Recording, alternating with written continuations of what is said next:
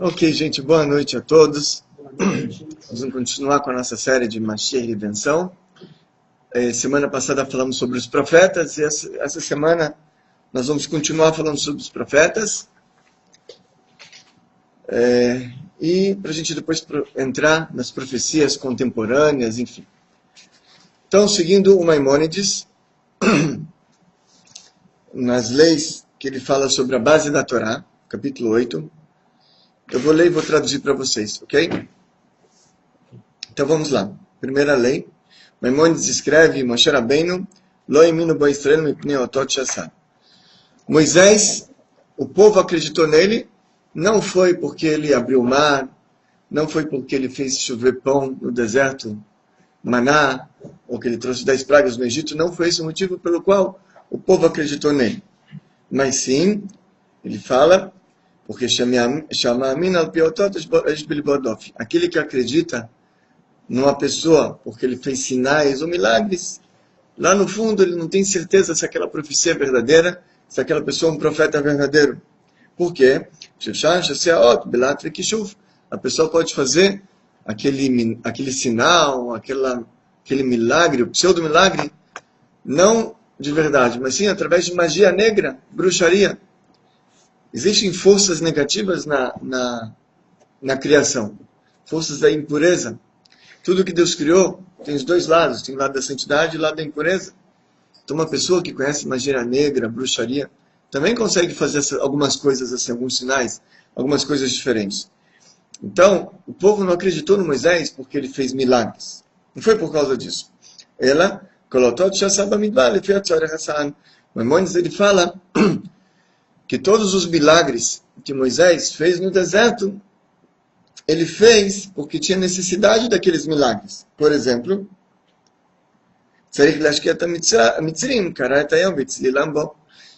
os egípcios estavam perseguindo os judeus. Ele fechou o mar e afundou os egípcios. Abriu para os judeus, para o povo judeu passar, pois fechou para poder salvar os judeus dos egípcios. Que mais ele fala? Tzarar no Lemazon. O povo judeu precisava de comida no deserto. Orid lá netamad. Fez chover maná no deserto. Samu, tiveram sede. Bakalem etev. Tiveram sede, tirou água da pedra. Kafru boadat Korach. Tinha rebelião do Korach e do seu pessoal. O que Moisés fez? Moisés abriu a terra e engoliu todo mundo. E assim, todos os milagres que Moisés fez, não foi para provar que ele era um profeta, mas foi necessidade mesmo. Então, pergunta o Maimônides, como é que eles... Obrigado. Pergunta o Maimônides, como é que então eles acreditaram em Moisés? Vamos pedir para o pessoal que está olhando aí na internet para curtir, compartilhar, para que mais pessoas possam participar também, ok? Então vamos compartilhar, gente. Avisar as pessoas que a aula está no ar. Então vamos lá. Maimônides ele pergunta, por que o povo acreditou no Moisés? Acreditou por causa do Monte Sinai. E aqui tem uma coisa interessante, eu vou explicar primeiro, depois a gente lê. Se você prestar atenção, a única religião que começou com Deus, qual que foi? Foi a judaica. As outras religiões começaram como? Se levantou um pseudo-profeta e falou que Deus se revelou para ele, ou só para o grupinho dele, e falou que, olha, a religião judaica não é mais a verdadeira. O Deus já desistiu dela, agora Deus teve outra ideia, Deus mudou de ideia, e assim por diante. Então começou todas as religiões com pseudo-profeta, ou com um pequeno grupo de pessoas, amigos daquele profeta. Como é que começou a religião judaica? Tinha lá 600 mil famílias numerosas aos pés do Monte Sinai. As famílias eram numerosas porque eles chegaram no Egito com 70 almas, 70 pessoas, assim está escrito lá na Torá. E quando eles saíram, eram 600 mil famílias. Eles ficaram 210 anos, 6, 7 gerações. De 70 pessoas para 600 mil famílias, 600 mil homens, pais de famílias, tem que nascer muita gente, certo? Ainda mais a gente sabe que o Midrash conta que na nona praga, na praga da escuridão, morreram 80% do povo. Eles não queriam sair, eles tinham medo de ir para o deserto, então eles acabaram falecendo. Então esses 600 mil famílias, era 20%, eram 3 milhões de famílias original, antes de saírem do Egito. Então de 70 pessoas para chegar em 3 milhões de famílias, tem que nascer muita gente. Eles tinham uma taxa de natalidade muito elevada. Enfim, então vamos dizer que eles tinham ali 5 milhões de pessoas aos pés do Monte Sinai. Sabe como é que é judeu? Normalmente tem 2 judeus, tem 3 opiniões, a gente fala. Tem muitas ideias. O povo tem muitas ideias. Um judeu, ele chega encontra o amigo dele na rua, o que ele fala? Shalom Aleichem. O que o amigo responde? O amigo fala, não é assim. É justamente ao contrário, é Lechem Shalom. Então o povo judeu tem muitas opiniões. Um fala isso, o outro tem que dizer, não é assim. Aqui tinham 5 milhões, 6 milhões de judeus aos pés do Monte Sinai. Imagina, se realmente não tivesse acontecido isso, que Deus se revelou ao povo judeu. Falou, pessoal, eu sou o eterno teu Deus que tirei da terra do Egito, não haverás outros deuses perante mim, nós temos um pacto aqui, enfim. Nós temos um pacto aqui, pacto eterno. Se isso não tivesse acontecido, se não acha que ia levantar pelo menos um e falar é mentira, a maior prova que isso é verídico aconteceu é que a gente está 3.327 anos desde a entrega da Torá no Monte Sinai. 3.326, vai fazer 27 agora em maio, em Sivan, em junho, festa de Shavuot. Se não tivesse acontecido, pelo menos ia ter um que ia levantar e ia falar isso é mentira. Como todo mundo concorda, ninguém questiona isso. Outras religiões também ninguém questiona. Então aconteceu, Deus revelou no Monte Sinai para todo o povo judeu. Falou, pessoal, sou Deus, estou aqui. Vamos começar uma religião. Eu sou Deus de vocês, vocês vão ser meus servos. Temos uma relação assim, aqui, está aí, vocês são o povo. Vamos lá. É a única religião que começou com Deus. Então foi aí, então, que o povo realmente acreditou em Moisés, como vai falar o Maimônides. Vamos ler aqui dentro. Minutinho. Ele fala aqui no Monte Sinai, fala o Maimônides, que nossos olhos viram, não escutamos de uma outra pessoa. Deus nem nos chamou, os nossos ouvidos escutaram Deus. A gente viu a Esh, fogo, Vekolot, Velapidim, as vozes, as tochas, enfim. Viu Nigash Larafel, Moisés, ele entra então dentro da neblina que pairava sobre o monte, uma neblina espessa. Vekol Medaber Elav, e a gente escutando a voz falando com Moisés. Moshe, lech, molem kar vekar. Moisés, vai, fala para o povo isso. Certo? Não tinha naquela época algum... que a gente ninguém podia dizer que naquela época teria algum alto-falante, alguma coisa escondida falando. 5 milhões de pessoas ali no deserto, escutando uma voz muito alta, falando com Moisés, fala para eles isso e aquilo. A gente viu.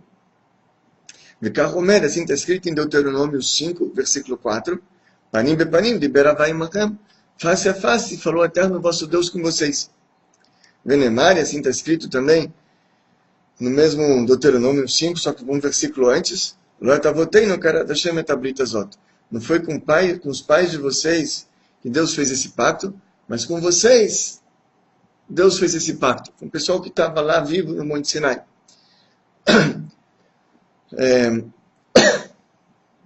E ele continua, ele fala ainda, tem outro versículo, Êxodo 19, versículo 9.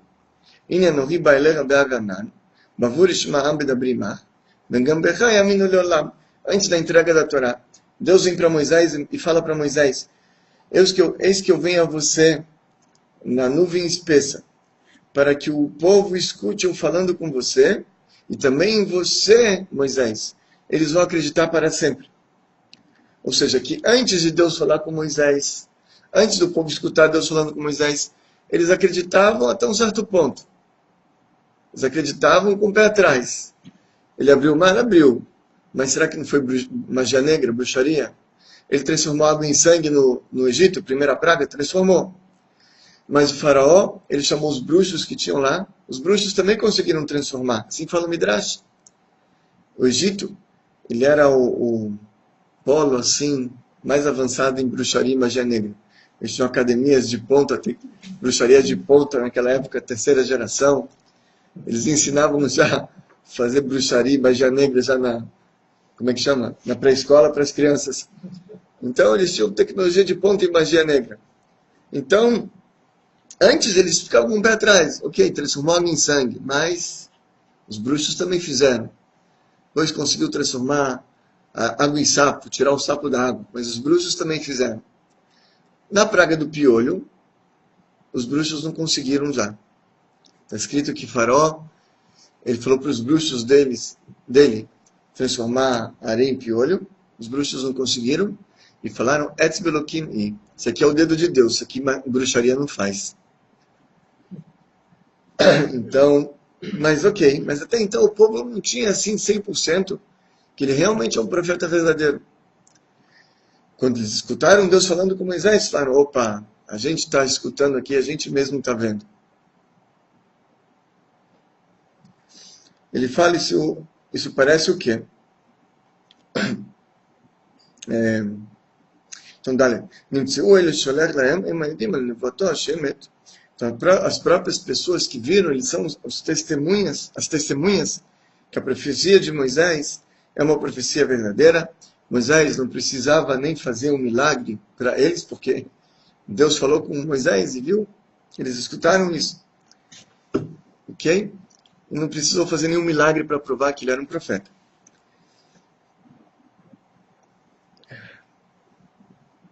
Maimônides continua explicando um pouquinho, ele fala que quando Moisés ele estava lá na sarça ardente, e Deus mandou ele para falar com o povo, e deu também aqueles milagres, transformar cajado em serpente, enfim, outra mão virou lepra. Então, Deus falou para Moisés, lhe chamou lecolecha, eles vão escutar a sua voz no Egito, mas Moisés sabia que isso é uma coisa somente provisória. Moisés falou para Deus, En lo yaminu li. Moisés respondeu, eles não vão acreditar em mim. Então Deus respondeu, eles vão te acreditar, mas quando chegar no Monte Sinai, aí eles vão ter certeza disso aqui, que você é realmente um profeta. Ok? Ok.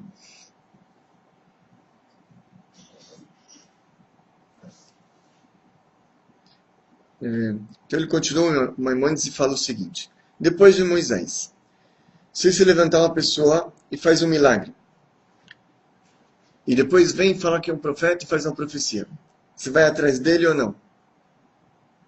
Então fala o Maimônides, a gente não acredita nele somente por causa do milagre, por causa do sinal que ele está dando. Isso não é uma prova totalmente contundente que é verdadeira. Certo? Só que o quê? Ele fala, existe uma mitzvah na Torá, que se vem uma pessoa que a gente sabe que é uma pessoa que tem todas as pré-condições, as características que falamos na aula passada, uma pessoa temente a Deus, uma pessoa que guarda todas as mitzvot, uma pessoa que ela não tem ligação com as coisas mundanas e está constantemente conectado lá em cima. Então, se vem uma pessoa dessa, que tem os pré-requisitos, e te dá um sinal, e aquilo acontece, então aí existe uma mitzvah da Torá para você acreditar nele. A Torá manda você acreditar nele. Pode ser que ele fez aquilo com bruxaria? Pode ser.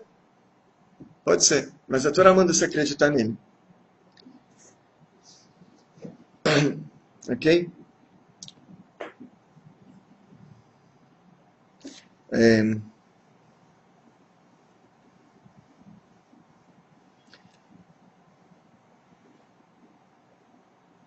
Ok.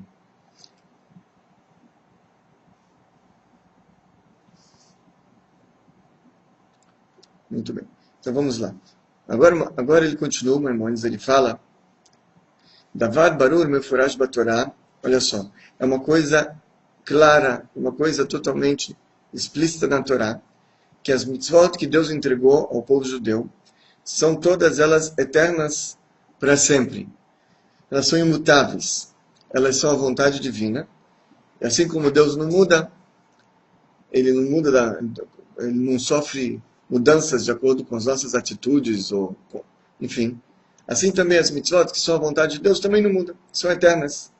Em Lashinui, ela não tem uma mudança. Velog Iraon, ela também não diminui. Você não pode falar, olha, antigamente era 613, agora Deus desistiu da metade, são só 300. Velotosefet, você também não pode falar, agora tem outra mitzvah nova que não era antes, agora não comemora mais Pesach, comemora outra festa. Você não pode falar uma coisa dessa. Como está escrito, fala o Maimônides, isso aqui em Deuteronômio 13, versículo 1, Et kol hadavar asher anovi metzaveh etchem, tudo que eu estou vos ordenando hoje, otot tishmiru lasot, vocês vão guardar para cumprir, lot osef alav, não aumente, lot igram mimele, também não diminua. Deus falou, estou te dando essas mitzvot, você não pode aumentar nenhuma mitzvah, nem diminuir. Você não pode falar, olha, isso aqui era no passado, agora Deus desistiu disso, ele teve outra ideia. Agora é assim, Deus desistiu desse livro, agora tem outro. Você não pode falar uma coisa dessa. Certo? Essa vontade do Eterno, uma coisa imutável. Venemari, está escrito, Niglot lanu levanein adolam, vasot et kol divrei Torazot, está escrito em Deuteronômio 29, versículo 8, em todas as mitzvot reveladas, parte revelada da Torá, que a gente pode entender, é uma herança para a gente cumprir para sempre, para a gente cumprir essas mitzvot. Ou seja, a gente não pode ficar inventando e falando que Deus mudou de ideia. Você sabe se Deus mudou de ideia. Deus não muda de ideia. Então fala o Maimônides, Alamad etashikol divrei Torah, mitzavim anu lasotam adolam. Maimônides, ele explica que todas as mitzvot da Torá, nós somos ordenados nelas eternamente. E assim está escrito também, Levítico 3, 14, o Katolam ledorotehem, isso aqui é uma regra eterna para todas as suas gerações. Ele traz ainda mais 7 outros lugares que está escrito que isso aqui é eterno, que não se muda. E está escrito também, Lo bashamayim i, Deuteronômio 30, 12, que a Torá não está nos céus. A Torá foi dada aqui embaixo. Foi dada aqui embaixo até o ponto que tem uma história no Midrash, Talmud, enfim. Que tinha os sábios, eles estavam discutindo sobre uma lei específica da Torá, de pureza e impureza, enfim, de um forno. Aí tinha um sábio que ele falou, isso aqui é puro. E todos os outros sábios falavam, não, é impuro. Ele falava, é puro, os outros falavam, é impuro. Começaram a discutir.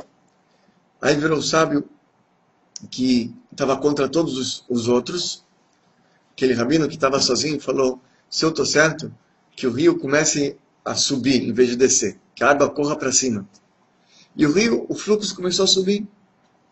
Os sábios falaram, não, a gente não concorda com você, é impuro.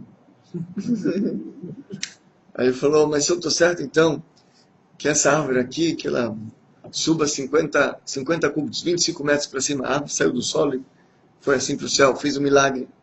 Os sábios falaram, não, é impuro, a gente não concorda com você. Aí ele falou, então que lá dos céus eles falam que eu estou certo.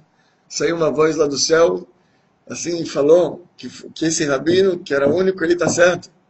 Os sábios falaram, a Torá não foi dada no céu, vai seguir o que a gente manda. Nem assim. A Torá foi dada aqui para baixo. Está escrito que na época do templo, como é que era feito o calendário, era pela lua. Eles faziam uns cálculos diferentes como era hoje em dia. Hoje a gente tem um calendário prefixado. Na época do templo tinha que aparecer a lua, testemunhas, enfim. E o início do mês, se o mês anterior teria 29 dias ou 30, dependia do tribunal, do sinédrio. Se o sinédrio santificasse aquele mês, teria somente 29, e o dia posterior seria início do mês, Rosh Chodesh. E se o sinédrio não santificasse, não seria. Seria dia 30, e o dia posterior seria Rosh Chodesh. E está escrito que lá em cima o tribunal celestial fica esperando o tribunal aqui de baixo decretar para eles seguirem. Por que que a Torá foi dada aqui embaixo? Então fala o Maimônides, se aprende daqui o quê? Que um profeta, ele não está autorizado a inovar nenhuma lei, nenhuma coisa. Não está autorizado. Certo? Porque a Torá não está nos céus, está aqui embaixo. Tem que seguir as regras. Então fala o Maimônides, portanto, se subir um homem, e tanto faz se esse homem é um judeu ou não judeu, ele vai fazer um milagre. Faz um sinal, e fala, olha, Deus me mandou, depois que ele fez o milagre, Deus me mandou, porque tem mais uma mitzvah nova que eu preciso ensinar para vocês. Né? Agora, preste atenção, pessoal, não é sábado, é domingo. Sei lá. Ele inventa alguma coisa. Ele fala, olha, pessoal, agora não precisa mais fazer, agora não tem mais problema de comer porco, pode comer porco, não tem problema. Ele faz um milagre, depois fala, vamos comer um porquinho. Agora não existe mais essa mitzvah, Deus se arrependeu. Ou que ele inventa uma explicação em uma das mitzvot que a gente não escutou de Moisés. Ele fala, não, olha, o que está escrito aqui é outra coisa, sem base nenhuma. Ele faz um milagre, ele não prova de acordo com a Torá a explicação dele. Ele fala, é assim. Ou se ele fala que aquelas mitzvot que nós somos ordenados por Moisés no Monte Sinai, elas não são mitzvot eternas para todas as gerações, são mitzvot temporárias. Então esse é um profeta falso, porque ele vem negar a profecia de Moisés, e na época do templo, quando tinha o Sinédrio, enforcavam um homem desse. Porque ele falou em nome de Deus algo que não foi ordenado, porque Deus ele ordenou somente para Moisés as mitzvot. Ele falou, como explicamos antes, que as mitzvot são eternas, e como está escrito em Deuteronômio 23, versículo 19, na profecia de Bilam, ele fala o seguinte, que Deus não é um homem para se arrepender. Então, é eterno. Se é assim, por que está escrito na Torá,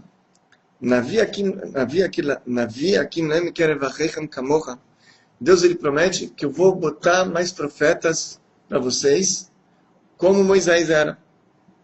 Ou seja, Deus fala que futuramente vai ter outros profetas como Moisés.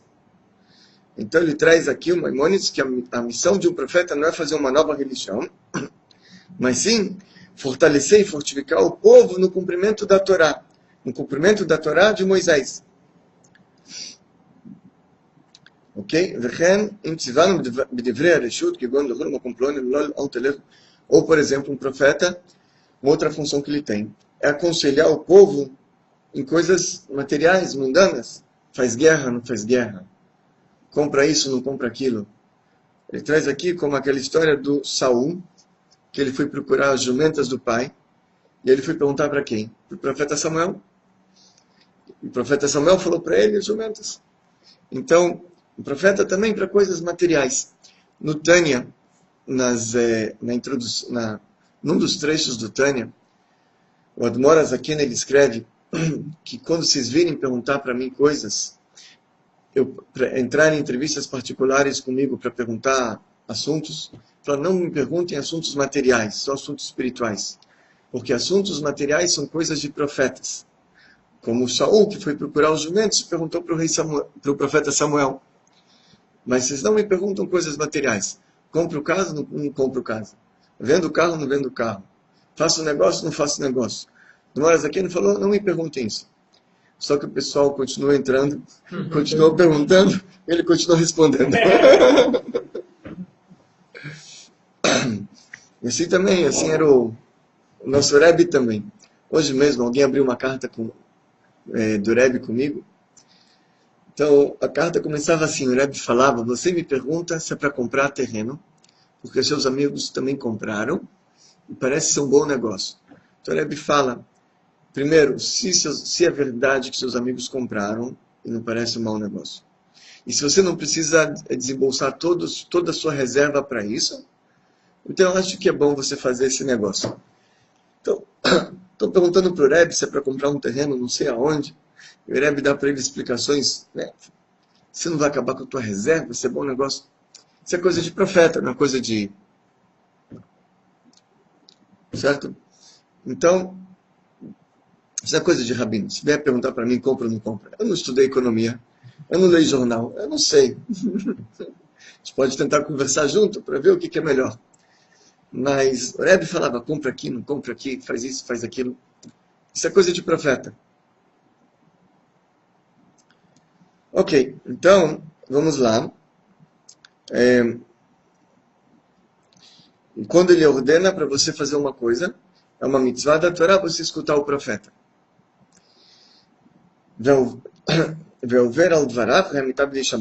E aquele que não cumpre, não escuta o que o profeta falou, ele tem pena de morte pelo tribunal celestial, não aqui embaixo. Ninguém, mesmo na época do Sinédrio, não matavam ele. Mas era uma coisa extremamente grave você não acatar as ordens do profeta. Não acatar o conselho do profeta. O profeta falou, você tem que fazer. Uma coisa muito grave não fazer. Shneimar, como está escrito em Deuteronômio 18, versículo 19, e será o homem que não escutar as minhas palavras, Asher Idaber Bishmi, que o profeta vai falar em meu nome, eu falo a Deus, eu vou requerer o assunto, eu vou tomar satisfação, em português claro. Mesma coisa, se o profeta, ele próprio não cumpriu a sua própria profecia, também ele tem pena de morte. E aquele profeta que Deus mandou ele falar, e ele não falou, também é pena de morte. Não pode ficar quieto, tem que ir lá e falar. E também ele continua, se o profeta falou para a gente,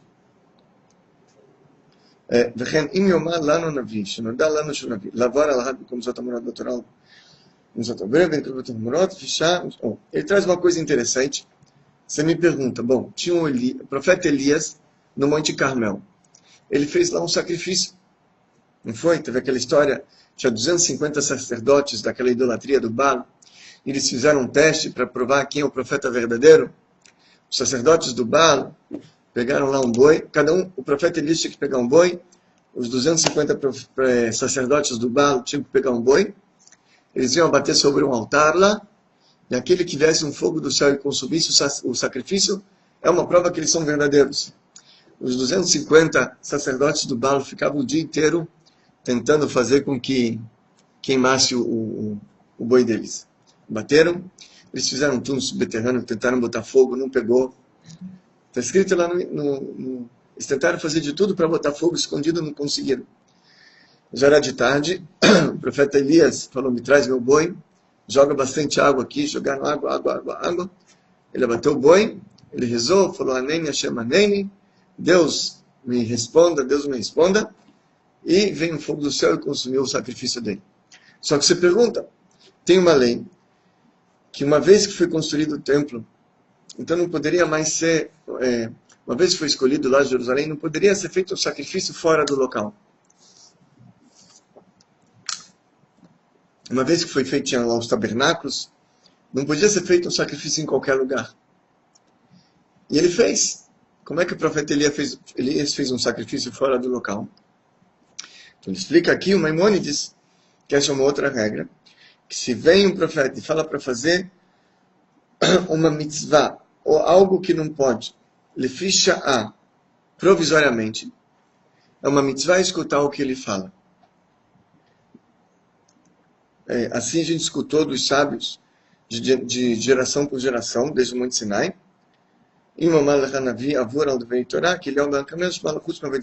Se vem um profeta e fala para você fazer algo que não está escrito na Torá, ou que contradiz algo da Torá, se é somente pontual, só aquela vez, você escuta, como o profeta Elias, com exceção de idolatria. Qualquer coisa ligada à idolatria, se um profeta fala, olha, vamos só hoje lá na missa, pena de morte.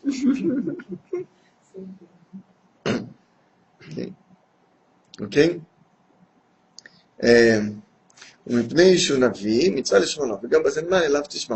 Ok. como está escrito, Deuteronômio 18:19, Elav Tishma, você vai escutar o profeta. E ele fala, se a gente tivesse escutado do profeta Elias, vamos abolir que está escrito na Torá, que não pode, não faça seu sacrifício em qualquer lugar. Se o profeta Elias falasse, olha, não tem mais essa mitzvah, então a gente não ia escutar a ordem dele. Moisés falou que não. Como é que você fala que sim? Se Moisés falou que não pode, é para sempre. Ok? Mas ele falou, somente hoje eu vou fazer aqui fora, para provar para os profetas do Baal, os sacerdotes do Baal, que eles são mentirosos. Ele não mudou a Torá, ele só abriu uma exceção para um caso isolado. Exatamente. Nessa situação, pode. Quando tem um profeta, que a gente sabe que ele é profeta como o profeta Elias.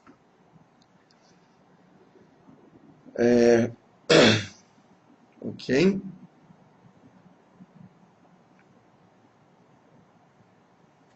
Ok.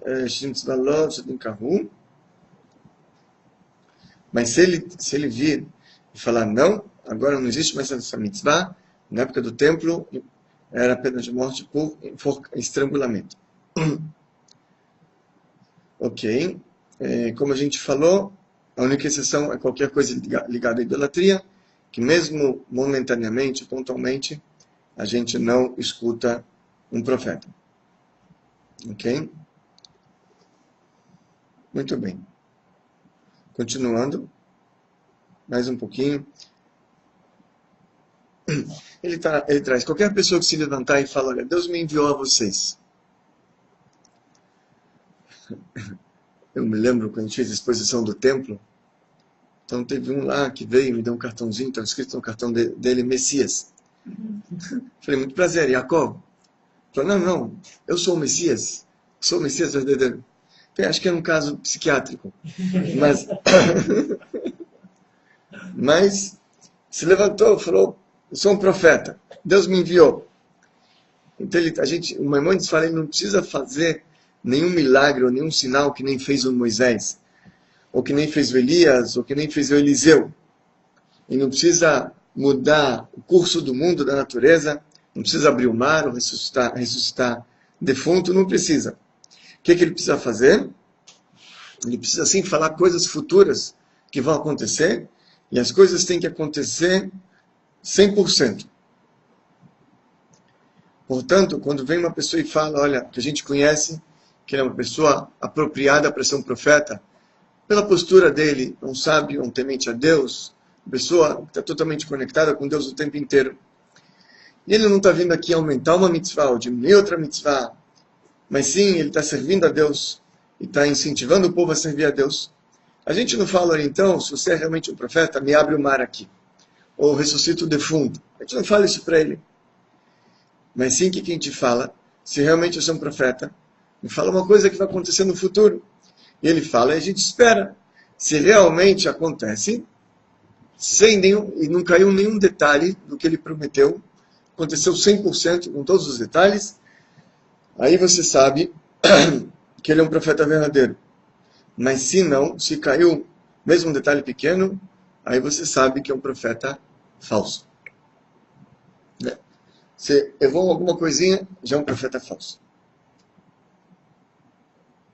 E a gente verifica ele algumas vezes, e se em todas as vezes a gente viu que ele acertou na mosca, então isso é um profeta verdadeiro, como está escrito sobre esse profeta Samuel, que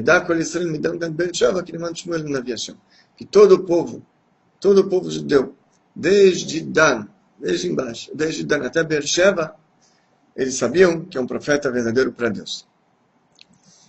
Maimônides pergunta, mas você também tem aqueles videntes, cartomantes, outras coisas que também falam o que vai acontecer. Não tem? Aqueles que jogam cartas lá, botam o osso na boca e fala coisa que vai falar no futuro, sei lá, existem muitas práticas. Não existe? Pega caveira, faz óculos pocos, tem muita coisa que eu não conheço. Eles falam coisas futuras. Então, qual a diferença que existe entre um profeta verdadeiro e um que profeta falso. Ele fala esses videntes esses tipos de videntes, ele fala nem tudo que eles falam acontece. Talvez uma parte sim, uma parte não.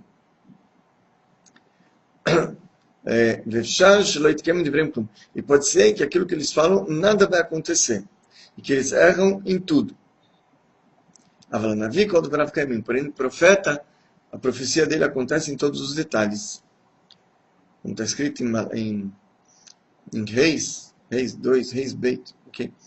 10:10. Que a palavra de Deus não vai cair no chão. Não vai cair no chão significa não vai falhar. A palavra de Hashem. Assim está escrito também em Jeremias, o profeta que teve um sonho, e vai contar o sonho. E aquele que minha palavra está junto com ele, e da vai falar as palavras da verdade. O que tem a ver como chama? Teven é o feno, junto com a barra, que é a casca, enfim. Ou seja, ele fala que aquilo que os videntes veem é como um feno, está misturado lá um pouquinho de casca. Mas na palavra de Deus é só mesmo a essência. E assim,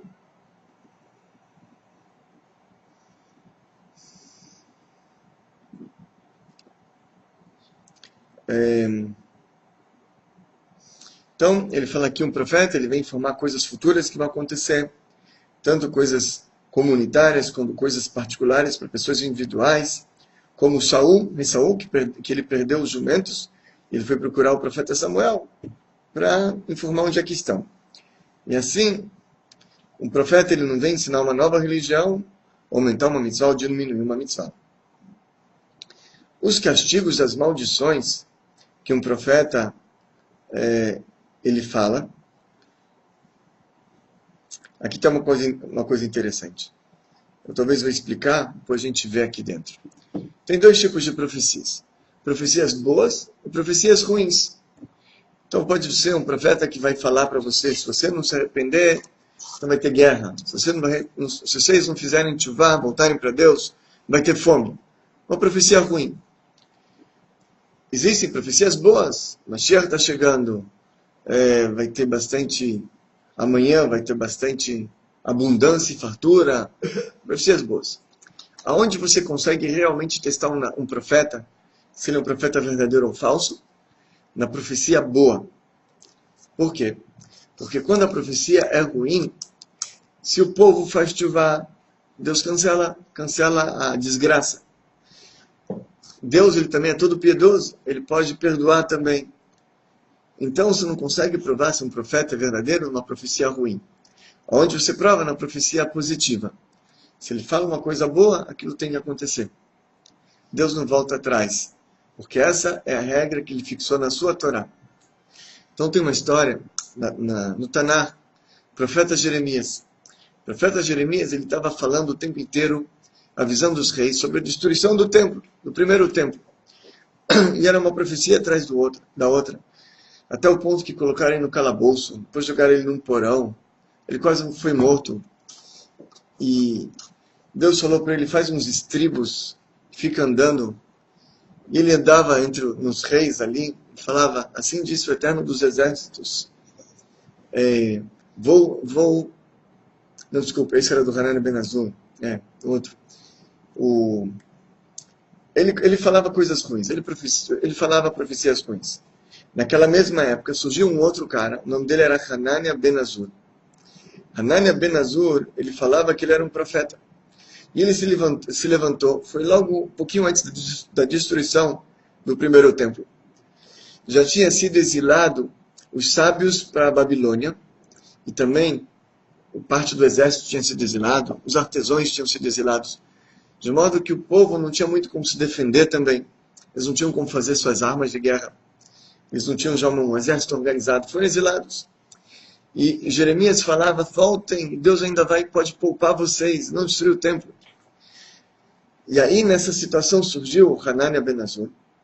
Hanania ben Azur, ele começou a falar, assim disse Deus dos exércitos, em breve eu quebrarei o jugo dos babilônios de vocês. Eu vou trazer de novo os sábios para essa terra. Eu vou trazer de novo os utensílios do templo para essa terra e vou reconstruir. E começou a falar profecias boas. E o Ermial falava para ele, quem dera que sua profecia fosse positiva, Hanina. Seria o dia mais feliz da minha vida. Mas infelizmente não é isso que Deus fala para o povo. E você continua ainda a alimentar o povo com essas esperanças falsas. E começou a repreender o Hanina ben Azur. E o Hanina ben Azur desafiava o profeta Jeremias, Jeremias, e falava, prova que sua profecia é verdadeira, me dá um sinal, me dá um sinal. E o profeta Jeremias falava, eu não tenho como provar que eu sou um profeta verdadeiro, porque minha profecia é para o mal. E se Deus se arrepende, o povo faz chuvá, minha profecia não vai acontecer. Mas você está fazendo boas profecias, vamos ver se você é um profeta verdadeiro. Mas ele continuava pressionando o profeta Jeremias, ele queria um sinal. O profeta Jeremias falou, se você quer um sinal, então você vai ter. Você vai morrer na véspera de Rosh Hashanah. Isso ele falou. Na véspera de Rosh Hashanah, esse Hanina ben Azur perdeu as forças e faleceu. Só que antes de falecer, ele chamou o neto e falou, vinga-me a morte desse profeta. O neto depois pegou o profeta Jeremias, trouxe ele de volta até o rei, que também estava com muita raiva dele, porque ele só estava profetizando coisa ruim. O rei mandou jogar ele num calabouço, num poço fundo. Ele quase morreu lá, até que salvaram ele milagrosamente. Então, a gente tem uma regra importante aqui. E quando vem profeta, que a gente sabe que é um profeta verdadeiro, a gente sabe, porque ele já fez que é uma pessoa temente a Deus, cumpre as mitzvot, etc., estuda a Torá, ele não vai acrescentar ou diminuir nada, e ele fala uma profecia positiva, Deus está amarrado, é obrigado a cumprir. Porque essas são as regras que Deus colocou na sua Torá. Então, muito bem, pessoal. Hoje a gente fecha, então, aqui essas leis de profetas do Maimônides. E na próxima aula a gente vai falar sobre profecias que a gente tem contemporâneas hoje em dia. Muito interessante. Só que como semana que vem vai ser a festa de Pessah, e a outra semana vai ser um dia depois de Pessah, a gente vai fazer uma interrupção 2 semanas somente, ok? A gente volta normalmente na terceira semana com a aula normal. Boa noite, pessoal.